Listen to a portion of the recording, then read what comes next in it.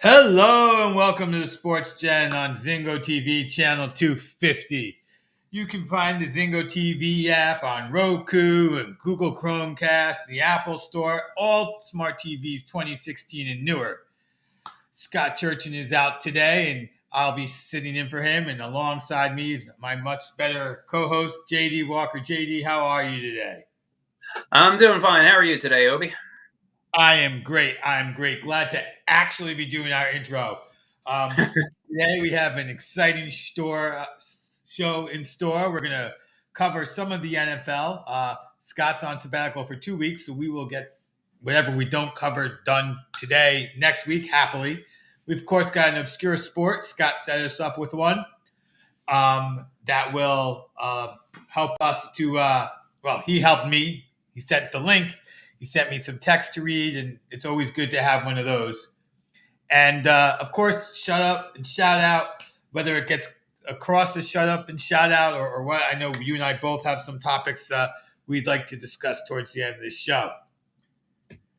So before I go into asking you questions and seeing where we disagree and agree, what are your overall thoughts on the NFL season that's upcoming to us?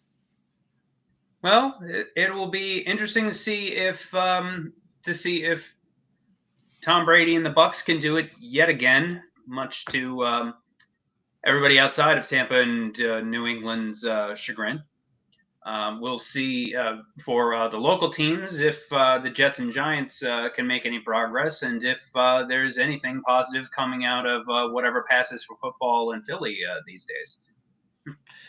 Those will all be great topics, and I don't even think for the league, other than the Brady point, the Jets, Giants, or Phillies are going to be some of the more interesting storylines. So I figure we'll start at the top and work our way down. So, and the reason I want to do that is I'll give my Super Bowl prediction first.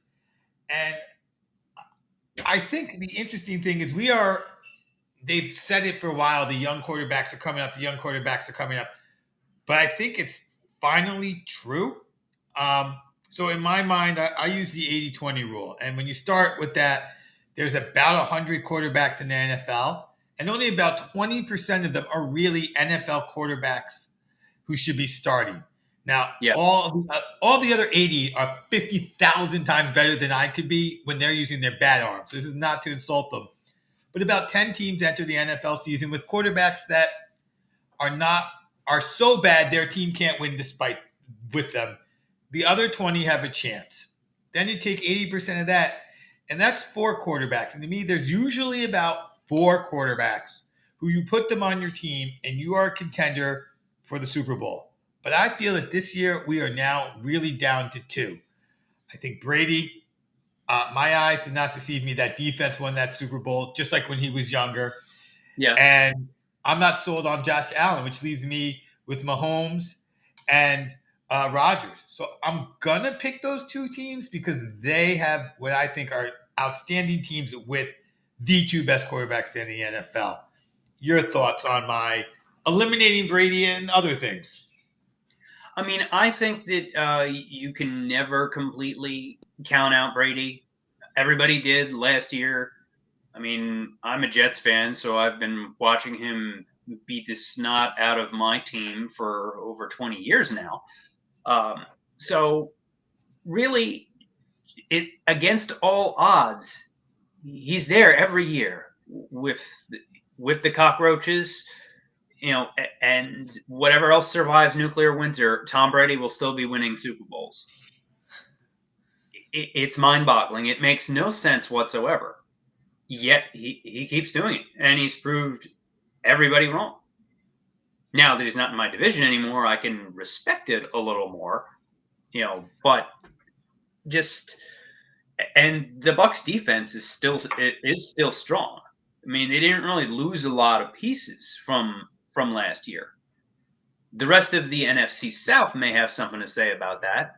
I'm most intrigued by the quarterback competition, platoon, whatever you want to call it, in New Orleans with Jameis Winston and Taysom Hill. I'm pretty sure it looks like they're going into the season with Winston as a starter, although I'm pretty sure that he has completed more passes to Saints receivers in his career, to Saints defensive backs in the form of interceptions when he was Tampa's starter than he has actually completed passes up until maybe this past preseason with the Saints. Same with Taysom Hill. He's last season he threw his first touchdown pass since college in his 4th year in the league. Can you survive a whole season like this? It's possible. Will you go very far in the playoffs? Probably not. But there's also a lot more competition with the quarterbacks in the leagues this year. With the rookies coming in, the New England Patriots decided their quarterback this morning by cutting Cam Newton, which was a big surprise, but not really. I was surprised they did before the season. I figured they would cut him around week 4. But with the issues with COVID protocol and testing last week, that may have been the extra nudge for Belichick to nudge him out the door. As we all know, Belichick is ruthless, and it's all business. Nothing personal, just football. So if you're not helping the team win, you're out the door. Period. You said a lot of things there that we are going to put a pin in and get back and touch on because I want to.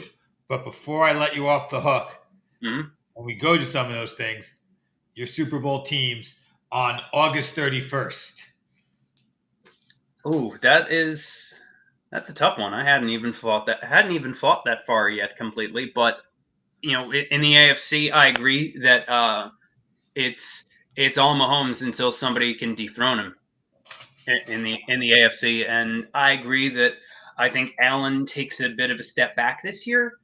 Will still be a good quarterback, but I don't know if the Bills can do this kind of a run 2 years in a row. Playing in the AFC East helps their cause, as it has helped the Patriots for many years. But Mahomes and Kansas City.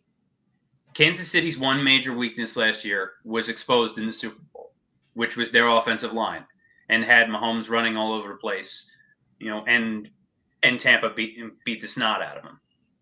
So what did they do? They went and upgraded their offensive line, and he was barely even touched this preseason.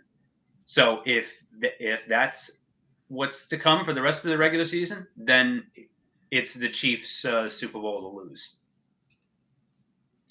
And who do you like them playing from the NFC? Are you going to stick with old man Brady, or? My head tells me no. That gut says probably he does find a way, but realistically, I think that we're in for a Aaron Rodgers Packers last dance kind of a season. Whether or not that actually follows through to that script, we'll see. But I do think that we are headed for another Packers-Bucks NFC Championship game, and then we go from there. Does Packers coaching get in the way again, like it did last season in the playoffs? That remains to be seen. Also, you have Davante Adams on the Packers, so finally, after all these years, Rodgers has a reliable go-to receiver, which he didn't have for a long time, and has been part of his biggest grievances that Aaron Rodgers aired out over the offseason. Was the fact that the Packers front office didn't really give him any weapons. Davante Adams is now one of the best weapons in the league. It's easy to double team him, which could cause some problems, but he's still that good. Not quite Randy Moss in 2007 good, but you will still do a lot of damage with that and with their running game. And if the defense does its part, then the Packers are right there. And when you double team Davante, you now open up that run game. And Aaron Rodgers can A, still throw complete passes into double teams, and B, the rest of the wide receivers are NFL wide receivers, and they're there when you are only single covering them and you're not playing zone because you're double covering someone else to make plays, and they've got some speed going on with their other wide receivers. So I think that offense is primed. I did just see that Wathathari, I can't pronounce his last name, apologies, is out for the first 6 weeks. But I don't think even if they start off 0-6, that's enough to stop them, because they can win the next 10, make the playoffs, and I think still win this thing out. So I'm going to go and I'm going to give my thoughts on the South, which you already touched on. And I think that is an incredibly interesting division, because on one hand, you have Father Time trying to finally beat Tom Brady. He's there, and he's going to be knocking and knocking and knocking. And like you said, until he really does fizzle out, I have no reason to believe he will. Now, I do think that he took a step back last year. He went from an elite quarterback to a good quarterback with a great defense and unbelievable wide receivers. And if that doesn't change, that's still a team that can win the Super Bowl, because even with that step back physically, he still has the mind of a guy who's played in the NFL for 20 plus years. And receivers that are three of maybe the best receiving core in the NFL, and that's with me not liking Antonio Brown and me assuming that he's not even going to start. 3 good tight ends and some guys who can carry the rock, and a defensive line that's what the NFL requires now. So I really like the Bucs. It's hard for me to imagine anyone beating them. The Saints. It looks like Winston's going to start. Winston threw 30 touchdowns and 30 interceptions in one season. And if this was 1957, he would have been the best quarterback in the NFL that year. I mean, that's just how the NFL used to work. Can you coach turnovers out? We're going to find out. That's what we're going to learn. Can that be something that you coach away? Or is Winston just doomed to be an interception machine?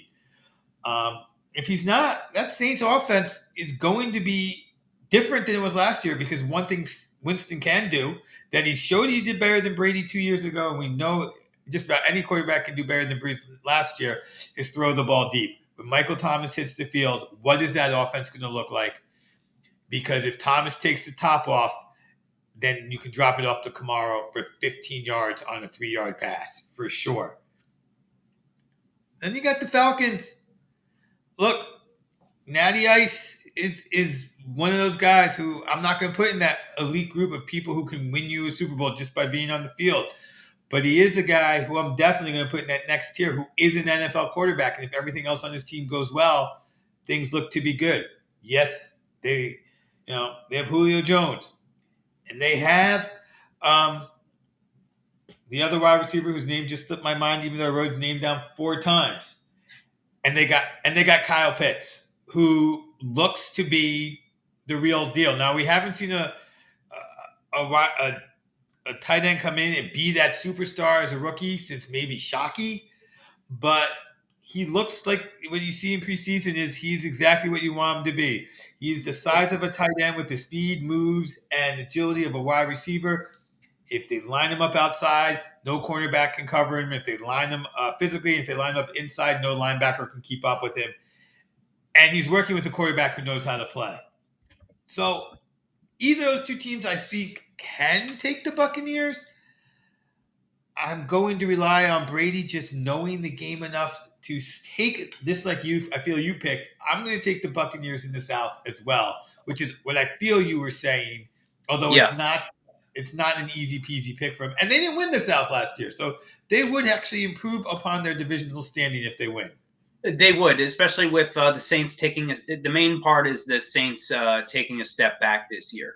I don't think the Saints will be a bad team. They may still be a playoff team. I'm just curious how that quarterback experiment is going to work. They could patch together some kind of wildcat hybrid, like the Dolphins did in 2008.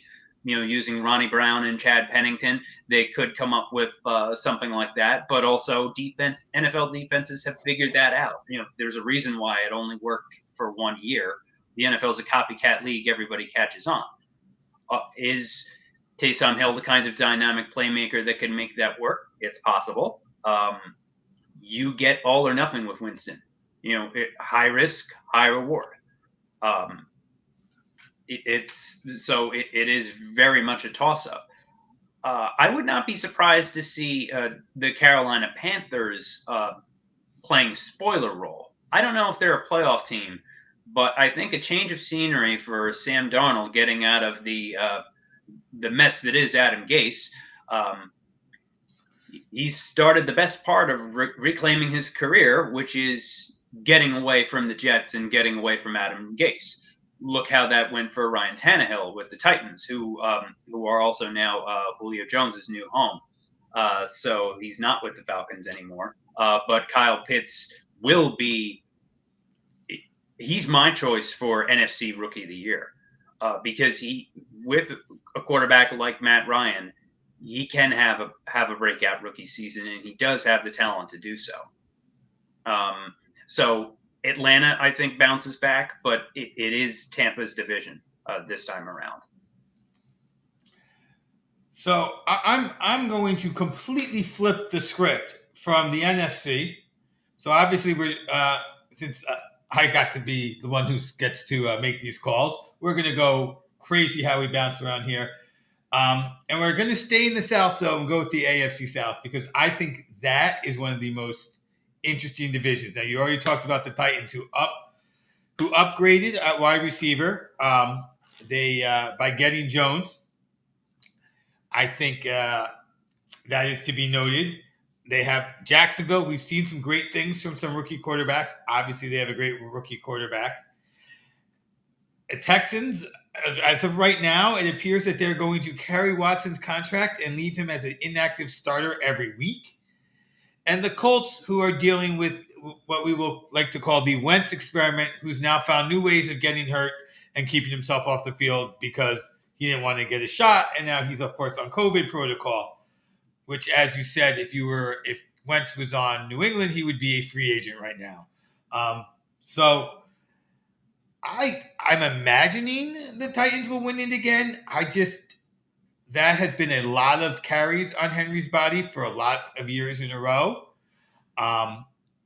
If Henry can't do Henry-type things, what is Tannehill going to be?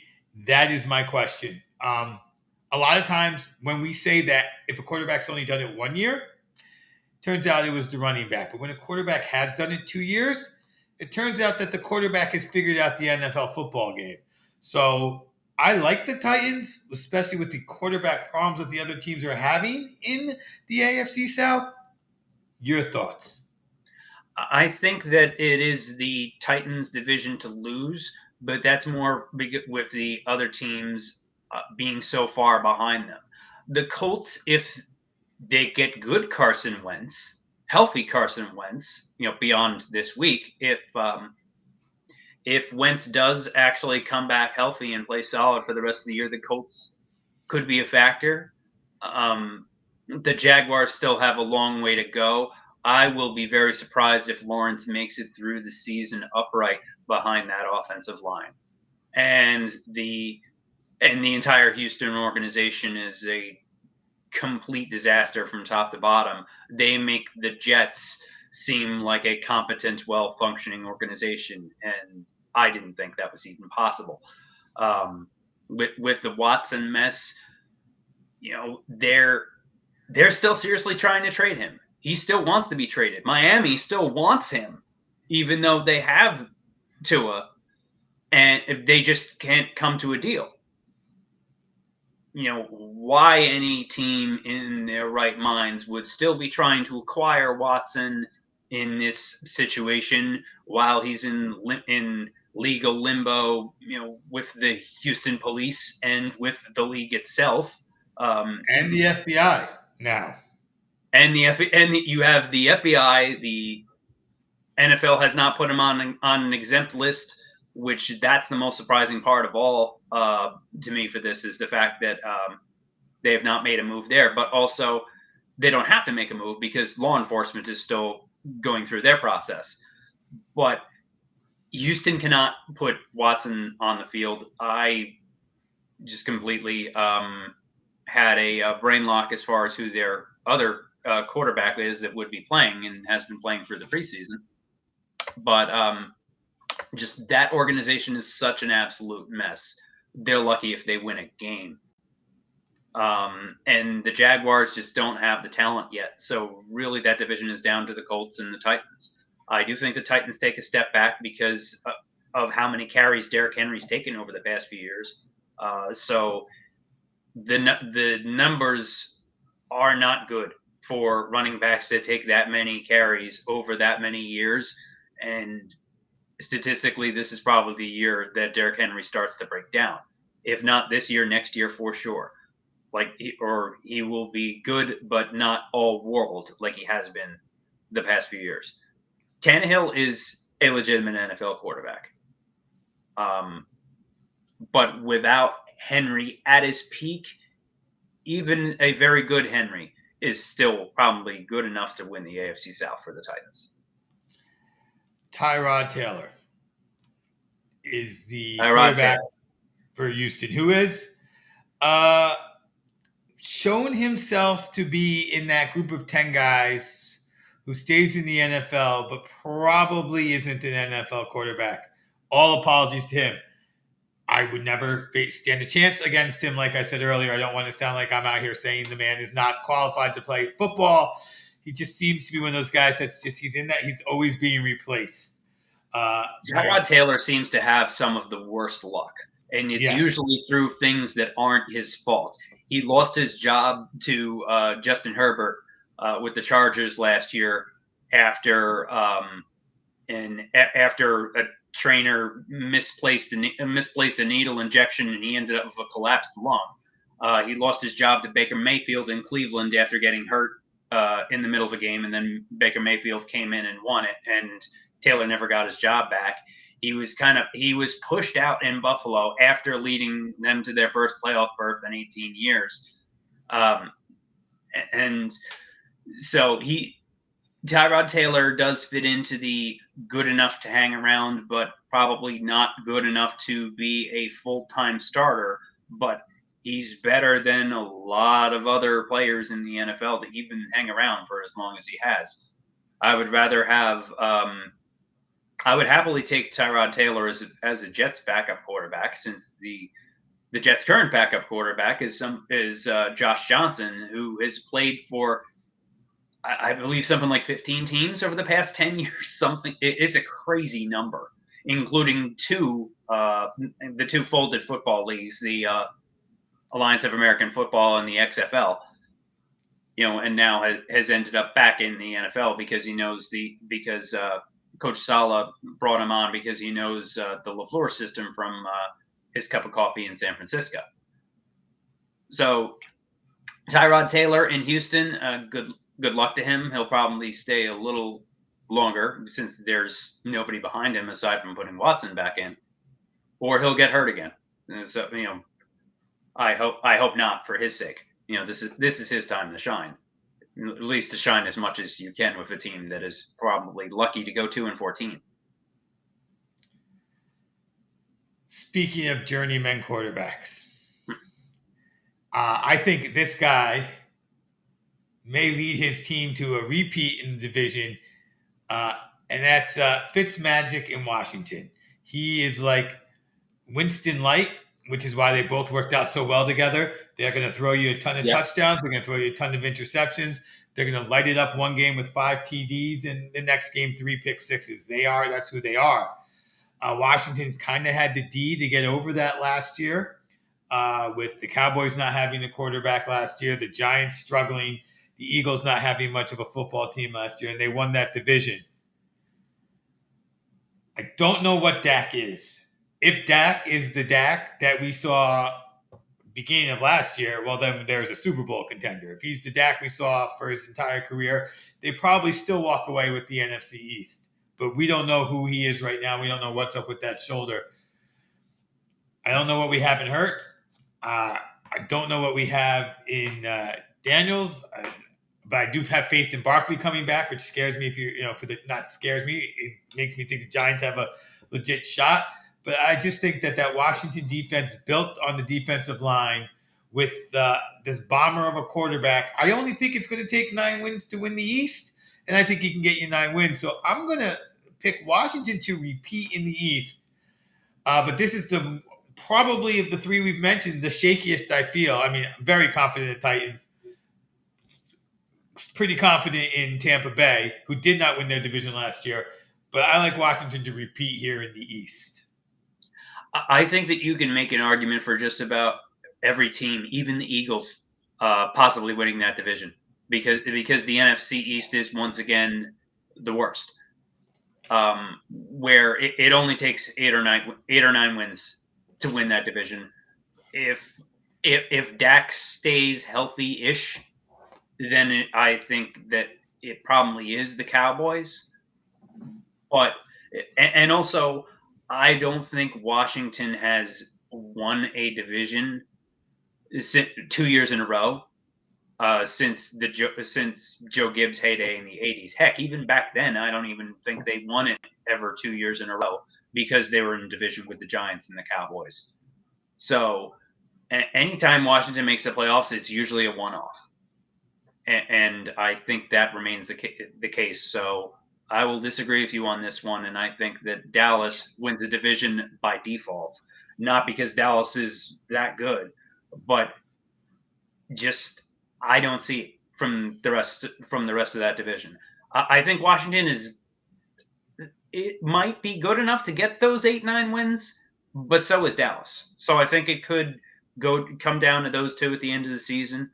The Giants might make some noise, but I think they're still a year away. And the Eagles are just hitting the reset button this year.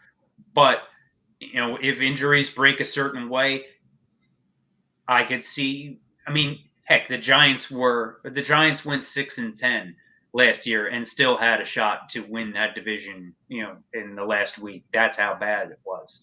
I don't think it'll be that bad this year, but still not good. 8-9, which is still so weird to say with these 17 game schedules now. 8-9 is enough to win that division. So I think I see Washington as a 9-win team. But my real question is, I do believe a healthy Dak Prescott with those weapons, and those linebackers, if they're all healthy, could be a 12-win team. I just don't know what Dak is right now. I'm a huge Dak fan. That should be noted. So if Dak is healthy and his arm is fine and he can play quarterback the way he even played up until last year, I think the Cowboys will run away with it. I just don't have faith that that's what's going to happen with Dak Prescott. And the last division I want to cover, like we said, we will split this up, and hopefully I'll remember which ones I covered this week.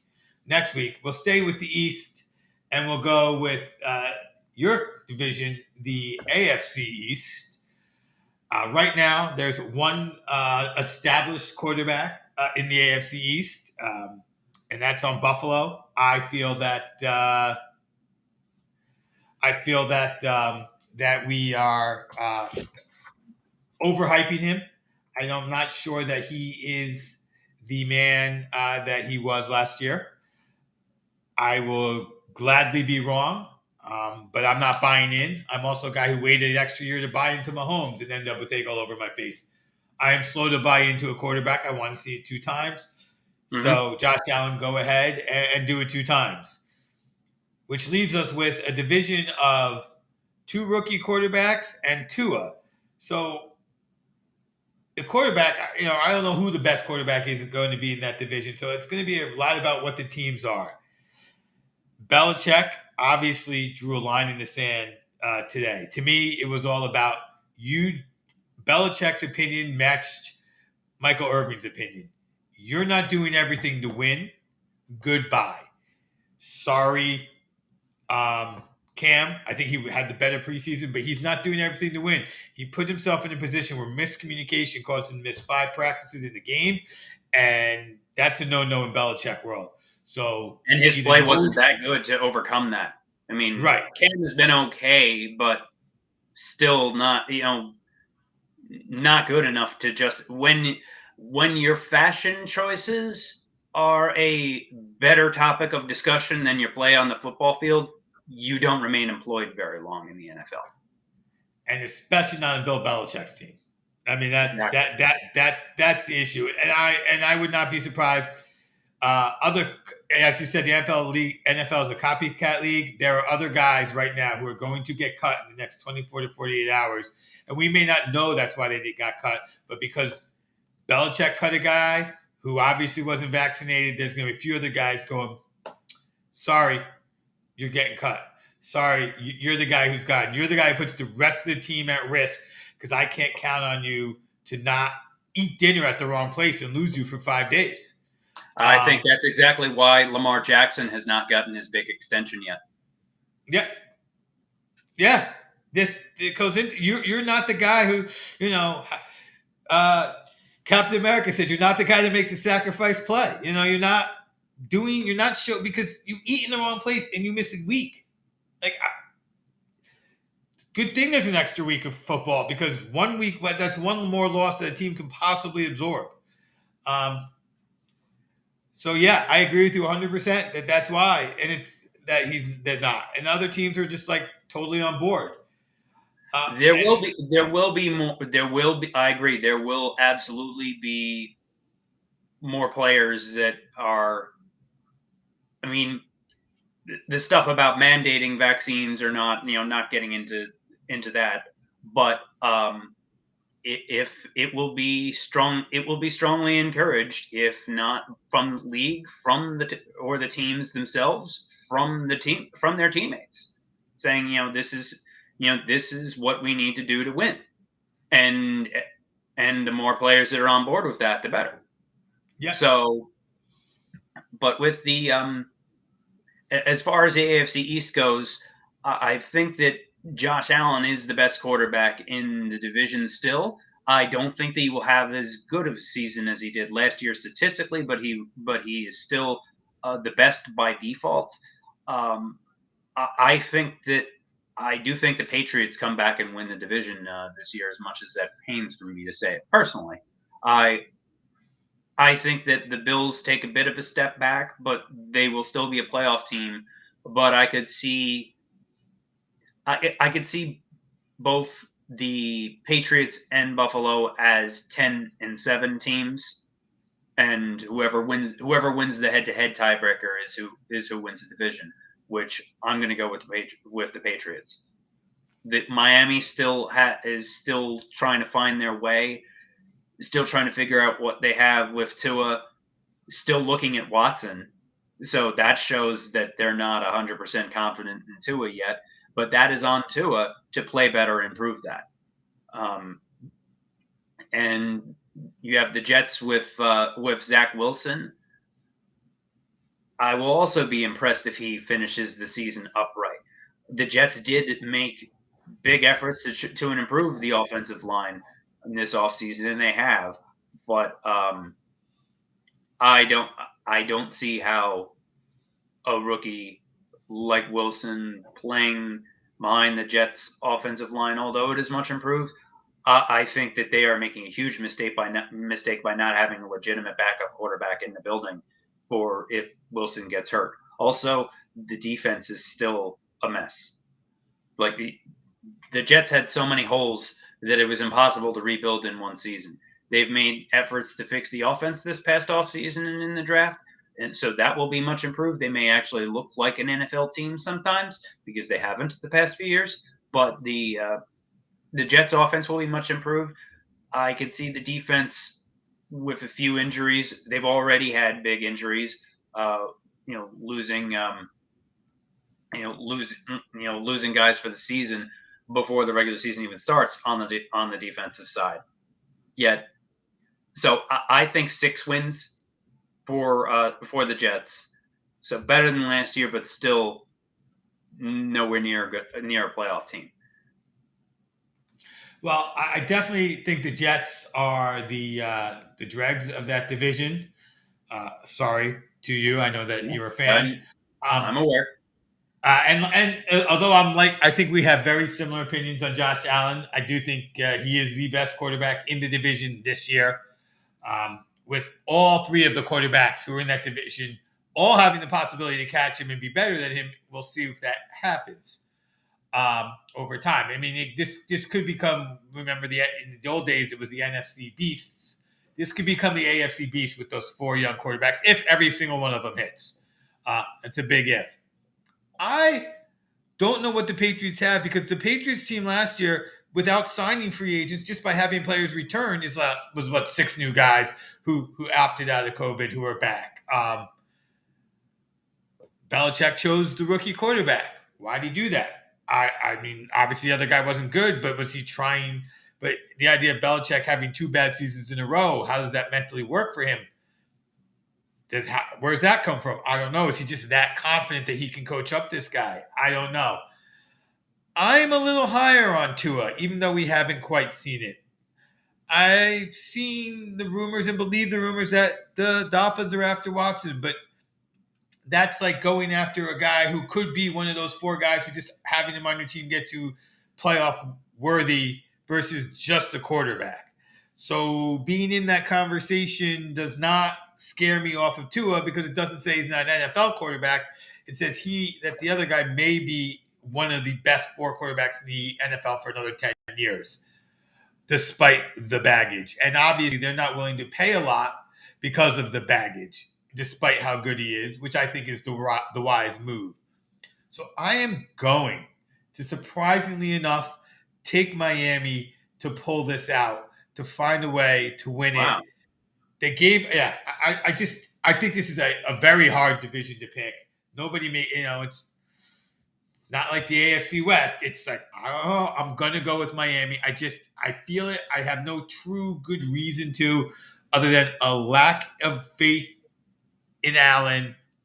And just, if Tua was a bad quarterback, I think they would have pulled the trigger and sucked it up and dealt with the what comes back of them in Miami. But they haven't. They've only discussed it and said, no, we're happy enough with what we have.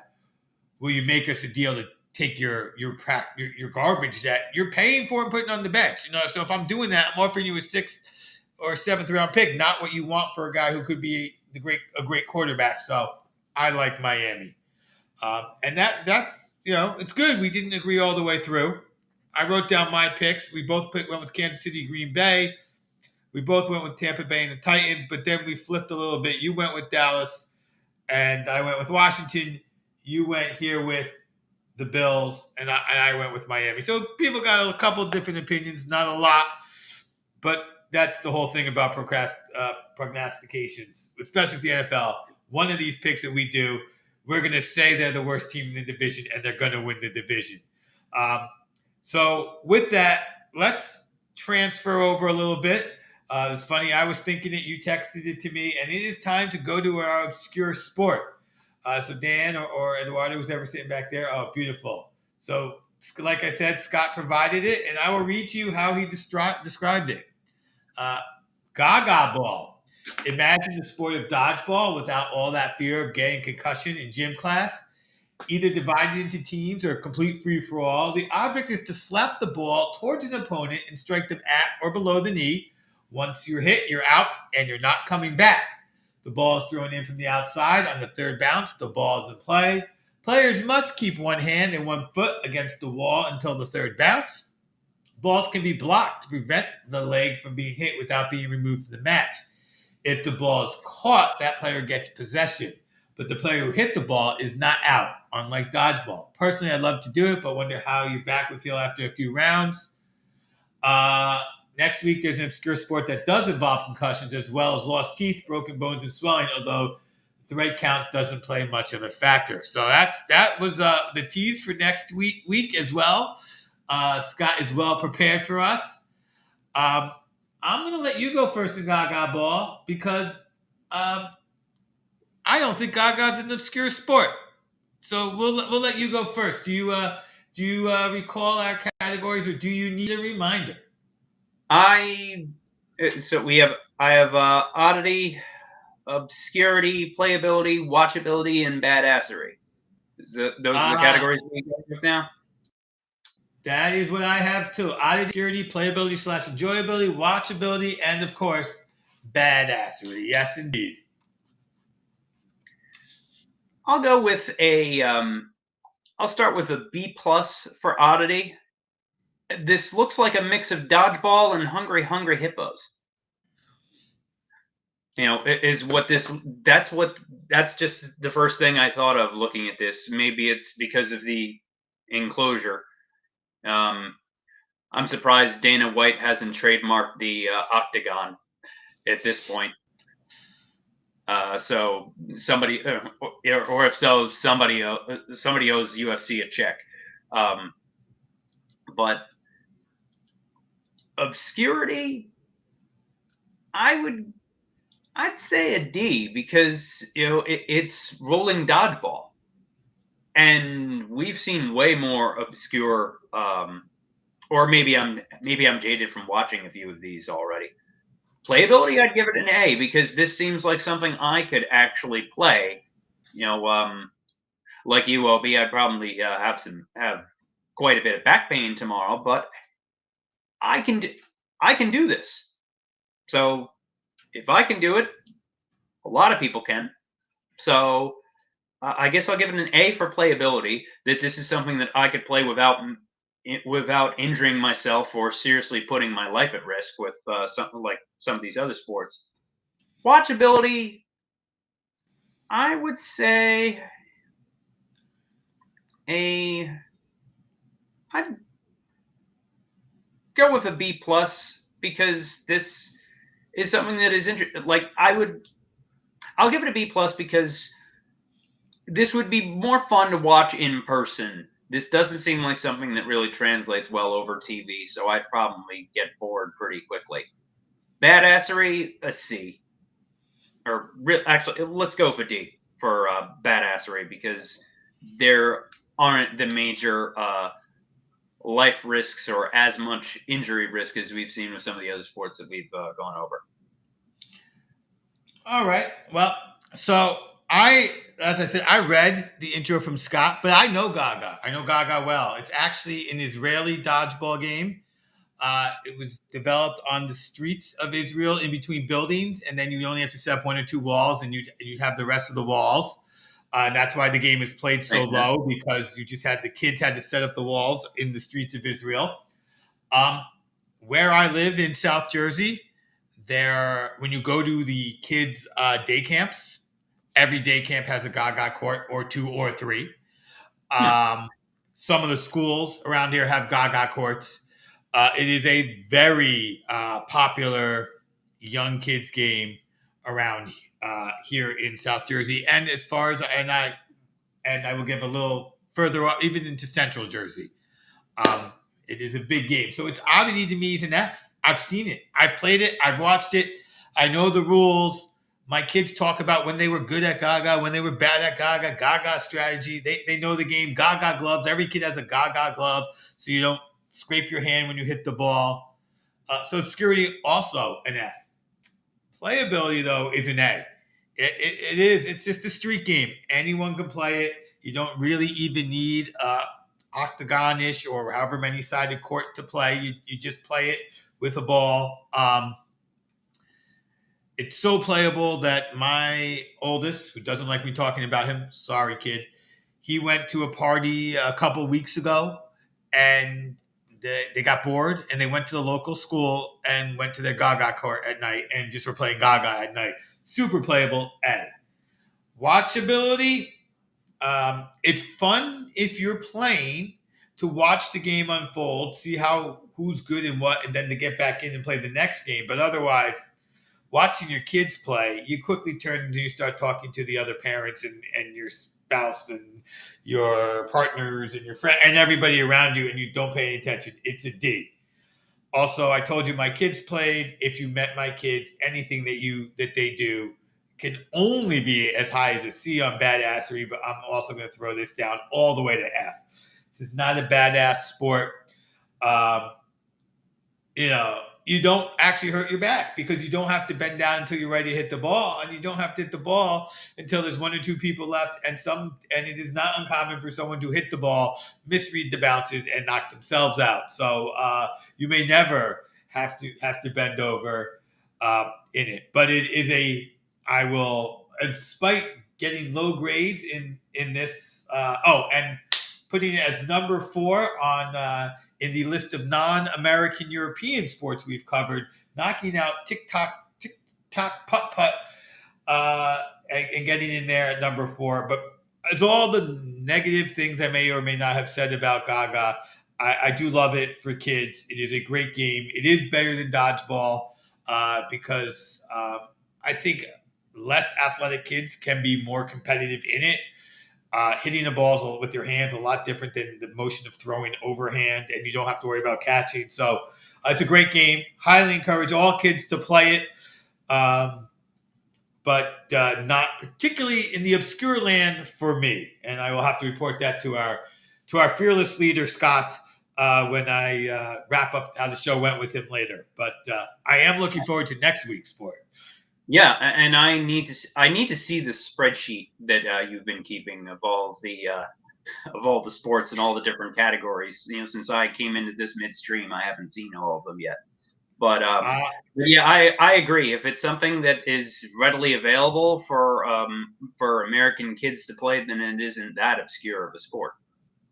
Yeah. And it must be a new thing because I grew up in Central Jersey and I had not seen this until today. But I don't have kids, so I haven't seen the kids playing it.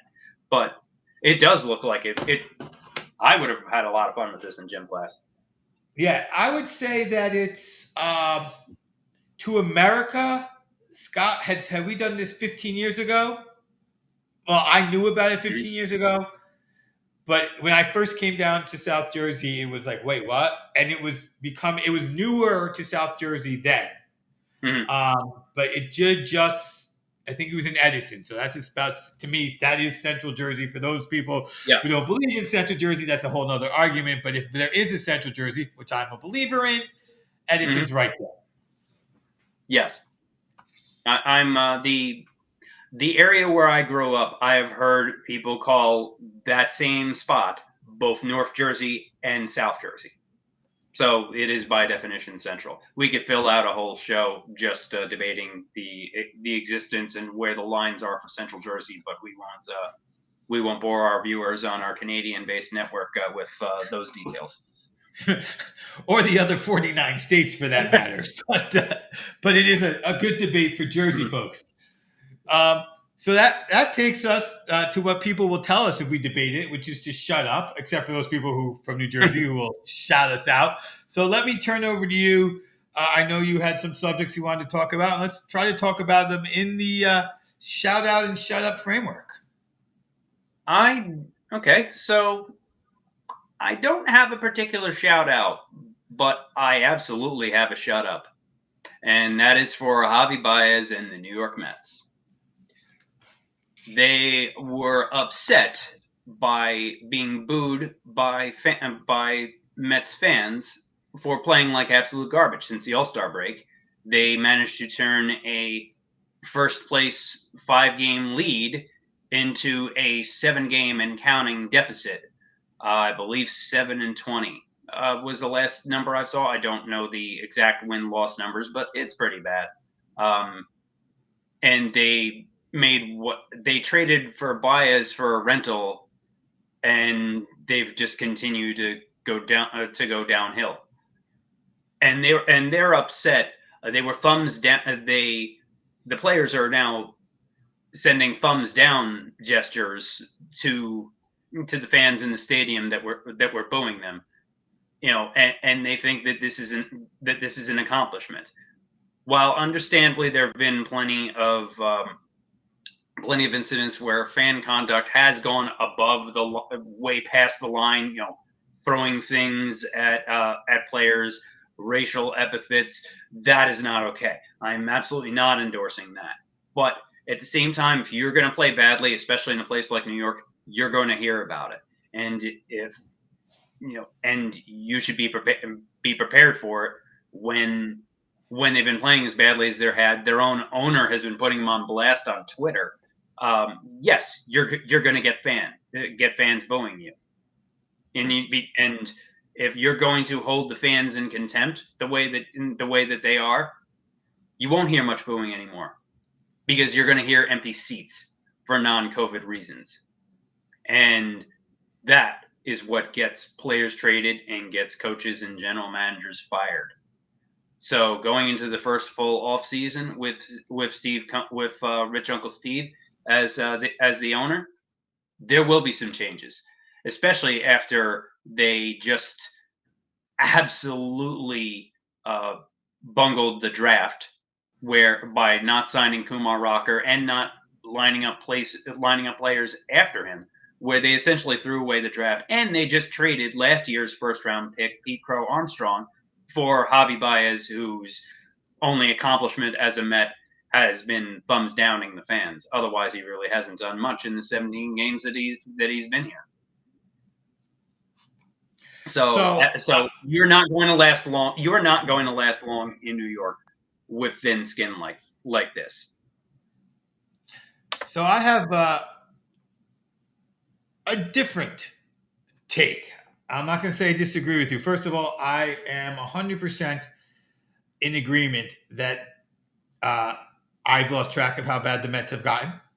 Now, I'm not in market, but they are my baseball team. And I went from looking every day at the standings and how did they do and just a quick peek to I'm tuned out. They bungled, they choked, Same here. And I'm done. I'm also not opposed to anything that has been reported to me or I've seen in the papers about how the Met fans have acted. They've acted in accordance with the rules and etiquette of being a fan of a team that is not tanking, choking. Being angry, being disappointed, being heartbroken, and letting it be known. That being said, when you do that, to get a reaction from a player because you're doing that should also be expected. And I would say Baez's thumbs down reaction was as tame and legitimate as booing. Now, he is a rental. He's not going to be there next year. That's for sure. He wasn't going to be there next year, even if he didn't do that, because he came in and he sucked and he was a rental and nobody would be okay with him signing had he been re-signed. So, and Sandy gave up a first-round draft pick for him. That's what bugs me the most. Yes, right. He's a blight on the system and the team right now. So, yes, I agree on that. I just am a little less upset about the thumbs down. My shout out, shut up, and I don't know whether I'm shouting out or I'm shutting up the Bishop Sycamore High School in Ohio. This is basically a 3-year-old high school with a big football program. They're trying to become a big football program, and they got themselves a football game against the IMG Academy from Florida, and promptly got crushed in an embarrassing football game that ESPN aired. The coach refused to have the game called off after a lightning strikes had postponed the game, with the loss, and then didn't ask for refused to accept the running clock to protect his players. And then, because he was calling timeouts, IMG called timeouts too. So my shout out or shut up goes to this school for this attempt at gaining fame. I hope it works out for them, although they fired the coach. So that was a debacle that happened. I'm sure there's plenty of news you can find on it. It's worth looking up and reading about if you wisely skip the high school football game on ESPN. The egg's in ESPN's face, but they've found a way to, of course, be in the big pockets, rub it off, and push it on other people as somebody else's fault. So maybe the shut up goes to ESPN. Take responsibility for what you wear. Yeah. And I read about that game. I thought it was made up. Just this stuff. With how they blatantly lied in the press releases, which in order to get on ESPN. I'm not. I too am not sure whether to say shout out or shut up, because part of me wants to shout out that level of epic trolling by Bishop Sycamore that managed to get it to work. For some people, there's no such for it's true to an extent that there is no such thing as bad publicity to an extent. And now nobody knew who Bishop Sycamore was last week. Now they're trending in Google searches because of this absolute debacle on ESPN. And maybe this is because I was firsthand witness to a good number of bad sporting events as a broadcaster, but anytime the broadcasters are going to a point on air like, we're sorry, we didn't realize it would be this bad, then that is an accomplishment. Where they're just trying to pass the time. I've been there. It is rough as a broadcaster, but for the four-letter network to get to that point, that's impressive. So I will give Bishop Sycamore a shout out for an epic ESPN troll job. That coach deserved to be fired for putting his players' safety on the line for this stuff. Yes. And with that brings us pretty much to the end. JD, thank you for helping me help Scott. Hope we get to finish up the NFL together next week. You can find me this Friday, probably on my YouTube page. I'm not exactly sure, but look at me on my Facebook page. I will be doing a live feed episode of Drinking from the Water, a Garden Hose Alone, the Trout Lake Club edition. JD, any words for yourself before we sign off today? That's it for me. My social media is still under construction, but we'll be back next week. Excellent. Take care, JD. Take care, everybody.